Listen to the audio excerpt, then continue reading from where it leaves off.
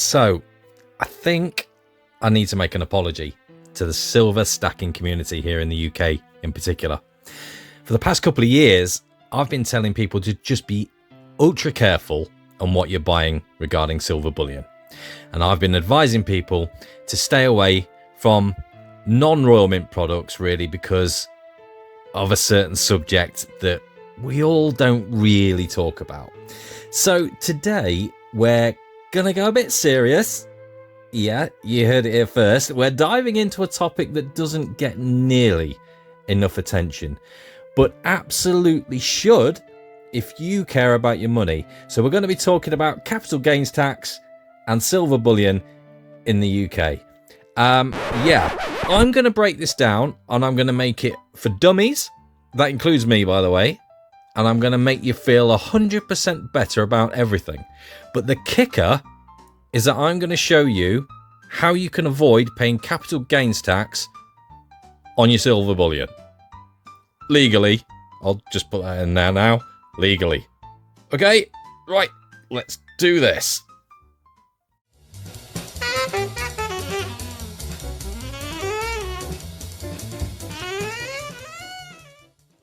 Hello everybody, Silent Soundman here.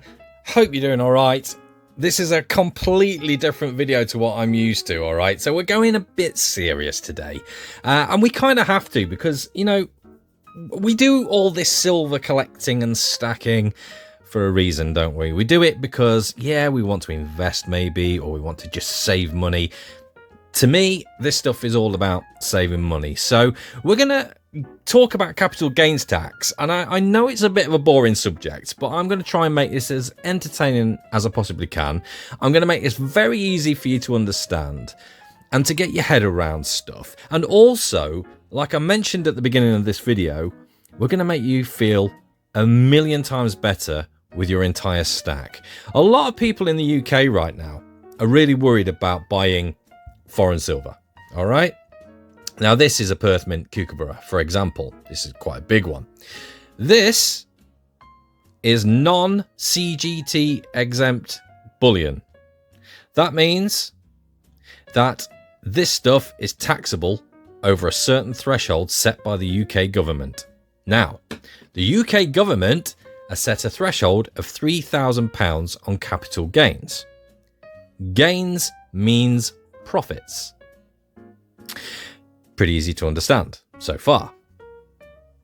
So a lot of people get really confused about this £3,000 threshold set by the UK government. You got to understand it is about profit. It's not about the amount that you're selling your bullion for. I'll give you an example. This here. This is foreign bullion. This is a United States Mint Silver Eagle. I spent £26 on this thing last year, and today I could probably sell it for £30. That means that this non-CGT exempt foreign bullion has a profit of £4. I spent 26 and I'm selling it for 30. That's £4 profit. Now, as we're starting to paint a picture, I'll go on to the capital gains tax exempt bullion. So this is bullion made by the Royal Mint. And this stuff, and it can be in all kinds of denominations. Let me just zoom in a bit for you because this is important. So we're all familiar with the Royal Mint Britannia. These have monetary value. On the back, they'll say probably £2. This is a Valiant. We've got a George and the Dragon. All Royal Mint products in the United Kingdom that are coins that have a monetary value are exempt. You don't have to worry about it. You can stack as much of this stuff as you like. You don't even have to worry about capital gains tax at all. So if that's all you want to stack, then that's it. You're good. You don't really need to watch any more of this because this is what it's all about. This is a Royal Arms coin. We've got a cipher coin there. I'm sorry if the video is really bad with the light, but yeah, you kind of get the picture. So we're going to talk about coins because, as you know, well, you probably don't know, but you may do. Bars, silver bars, none of them capital gains tax exempt. All right, they're all taxable. So stick to coins if you're worried about capital gains tax. So this is where I now attempt to, you know, kind of try and make you feel a little bit better about stuff. So we've got all this shiny stuff from overseas, from the Perth Mint, one of the most popular mints to collect other than the Royal Mint products here in the UK. Absolutely beloved. Obviously, you've got a 10-ounce kookaburra, you've got a 1-ounce kookaburra, and then you've got places like the Scottsdale Mint, so all of the good stuff. But the thing is, it's taxable should you go over the £3,000 threshold with profit. Emphasize on the word profit. All right, this is not how much you sell, it's about profit. So I'm going to put some little numbers on the screen for you right now. We're going to concentrate on the foreign bullion because a lot of us have this stuff in our stacks, and this is what can cause the problems, or not. So I'm going to teach you how to calculate roughly where we're at with capital gains tax and how to avoid a bill from the government. So like I mentioned earlier, I paid £26 for this last year. This year I'm going to sell this for £30. That's £4 profit. Guess how many ounces of these you have to sell before the government starts saying, hang on a minute, you owe me money. We've got a £3,000 threshold at the moment in the United Kingdom. That means with £4 profit on each coin that you sell, that's 750 ounces before you even think about paying capital gains tax. Now, there are not many people in the UK that have 750 ounces of silver. There are some, but there aren't that many. And if you have got 750 ounces of non-CGT exempt coins or any foreign bullion other than the Royal Mint, then well done to you. Well done to you indeed. But 750 of these, that's like 1.5 monster boxes. But there's ways in which we can sort of do the dirty on the government, all right? And I'm going to tell you how. Every financial tax year in the UK, which runs from April to April, that £3,000 threshold refreshes. Which means on the date of recording this now, if I sold 750 ounces of this stuff right now, I can sell another 750 ounces exactly this time next year in 2026 and still not get charged for capital gains tax. So the liquidation exit strategy, if you like, would be over a period of 1 year or one financial tax year. That's 1,500 bloody ounces of silver without even paying a penny in capital gains tax. It's simple maths, and it's really, really simple to understand, I think. If you are struggling to keep up, then feel free to contact me on Stacker Social and I can go through this in a bit more detail with you. So you kind of get where I'm going with this, right? That's how you would sort of plan a liquidation or exit strategy and not pay any capital gains tax on this foreign bullion or even collectibles.